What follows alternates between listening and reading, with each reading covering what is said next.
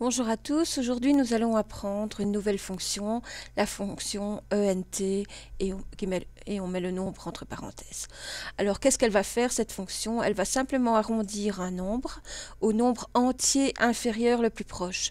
Donc si je prends par exemple 25,45, elle me gardera la partie entière ici, c'est-à-dire 25. Et pour 12,009, elle va me garder la partie entière qui est 12. Donc on va la tester. Donc pour ceci, j'ai mis certaines valeurs ici. Pour rappeler mes fonctions, je vais dans fx.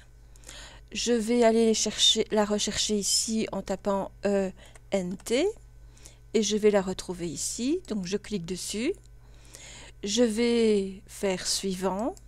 Je vais définir que je veux, donc je suis bien dans la cellule B1, je veux mettre la valeur entière de A1, donc je vais cliquer ici et je vais faire OK et déjà il me met le résultat 25. OK. Maintenant je vais faire la même chose ici, donc je peux très bien continuer comme ceci, mais je vais annuler ce que j'ai fait, je vais reprendre pour rappeler un petit peu, donc rechercher ENT, ici, suivant, je clique sur la cellule A2, je valide, OK. Donc, fx, ENT, je clique sur... Donc, j'étais trop vite, je vais annuler, donc fx, ENT, voilà, suivant, dès que je suis ici, quand il vous met nombre fx et qu'il vous met quelque chose, ici on va aller rechercher la cellule, donc A3, et là il a mis automatiquement entre parenthèses, et puis on fait OK. Je fais le dernier, donc fx, ENT dans recherche, donc ici pour le moment il me dit qu'il n'y a rien, je vais cliquer dessus, là il me le montre. Ici, il m'a simplement mis égal ENT. Il me propose de faire suivant. Je vais prendre ici nombre fx. Je vais définir ici. Ben, ça tombe bien parce que j'ai fait une erreur et vous allez voir ce que ça va donner. C'est parfait. Donc, je vais cliquer ici. Et là, en fait, il va prendre la valeur entière du nombre sur lequel il est. Et là, ça va coincer. Regardez, j'ai ceci. Si j'agrandis, parce que des fois on peut penser que c'est plus grand, il me met erreur 522. En fait, pourquoi? Simplement parce qu'il ne va pas mettre une fonction entière sur un nombre qui existe sur la cellule. Il faut automatiquement être sur une autre cellule. Donc je vais annuler avec CTRL Z, encore annuler, voilà. Je vais bien me placer sur la cellule suivante. fx ENT. Donc si vous la connaissez par cœur, donc ce qui sera finalement une habitude maintenant, vous pouvez directement taper égal ENT, mettre entre parenthèses et le nom de la cellule. Donc ici je vais faire suivant, je vais cliquer sur cette cellule, il va me mettre automatiquement A4 ici, je fais OK.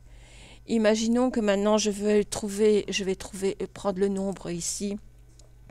Allez, 789,99.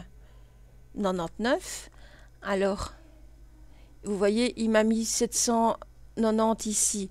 Et ça, c'est pas la valeur entière. Simplement, si on regarde bien dans la barre ici, j'ai bien 789,99.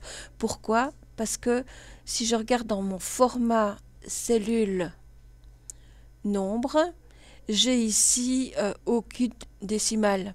Si j'ajoute 2 décimales, vous verrez, hormis le fait, voilà, j'ai agrandi ma cellule et j'ai bien 789,99. Donc faites bien attention à la différence entre les formats de nombres, avec une décimale ou pas. Ici c'est bien le cas, mais regardez ici 49,99.